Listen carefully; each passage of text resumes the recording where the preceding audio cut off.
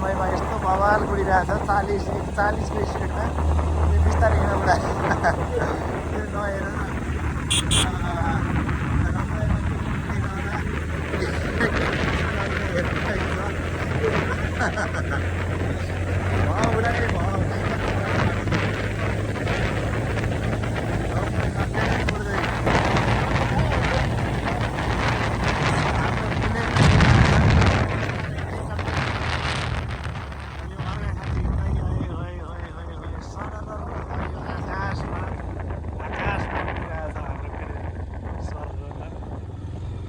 आयो ल सन्नी खर्केको ल्यान्डिङ हाम्रो प्लेनबाट क्लियर